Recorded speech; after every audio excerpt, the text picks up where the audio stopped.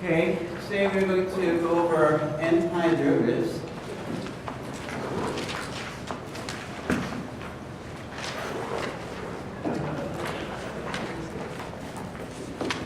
And antiderivative simply means that you just want to do the opposite of differentiating. So let me show you the symbol for antiderivative. Just like you have the Leibniz notation and the Newton's notation prime for derivatives, you have a symbol for antiderivatives, and it's rather weird. And at this point, I can't explain why the symbol is in this way. Okay? For example, since you know that x squared differentiates to 2x, that means that integral of 2x is what? X squared. That's what it means. So it's simply antiderivatives means you're going to do the opposite of differentiating. Let's do another example. You know that sine differentiates to cosine of x. Okay. So what does that mean? How would you write that in terms of integrals? Oh, by the way, I said integrals without even explaining what it is. So antiderivative is another way to say antiderivative is integrals.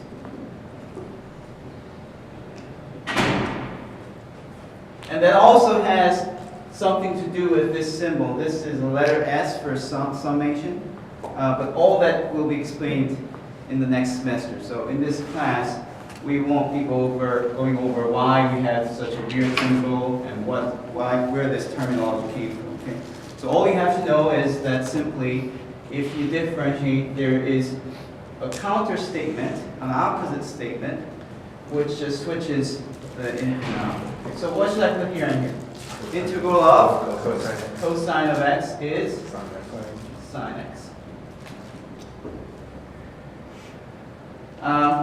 Actually, I just realized I made a mistake, which is something I yell at to the students if they forget. There's this need for plus c every time you do the integrals. And this thing is called the integration constant.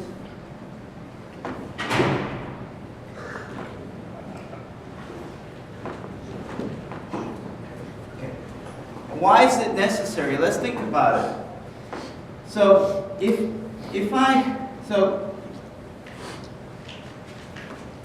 let me start from the beginning. Let me restart and start from the following question. What is the antiderivative of cosine of x? What is this asking? We're asking for, if I use this as some unknown thing, we're asking for this unknown thing which differentiates to cosine of x. And because of this statement, we already know that sine differentiates to cosine, right? So we know that sine differentiates to cosine.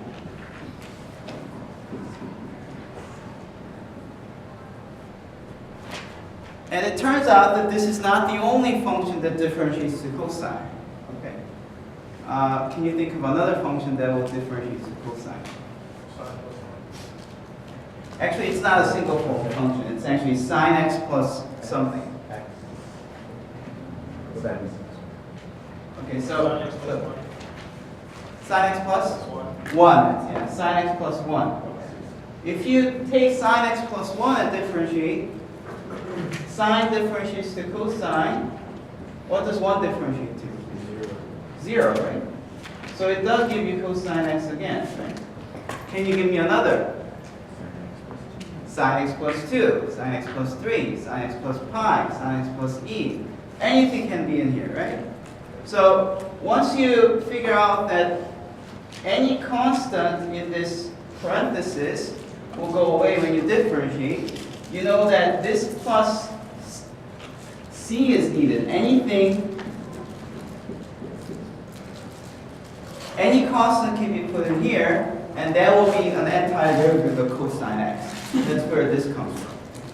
Now, another question that you can ask is, well, is there still totally different type of function that will differentiate to cosine x, like something that doesn't even look like sine x.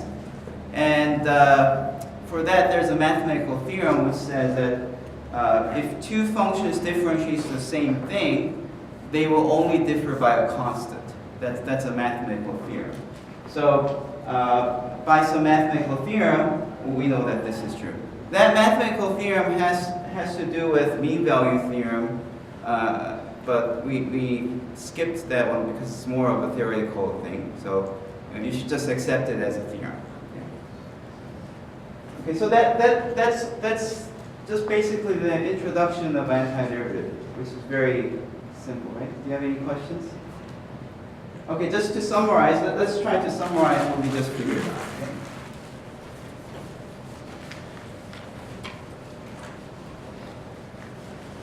Just to summarize, summary.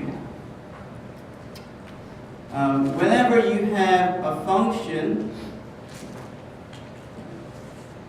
differentiating to another function,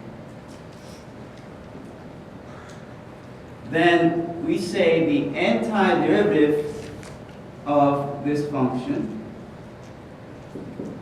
you just switch these two around and say is the opposite one, but then you have to add something extra, and this extra thing is the constant c. And this thing here is called the antiderivative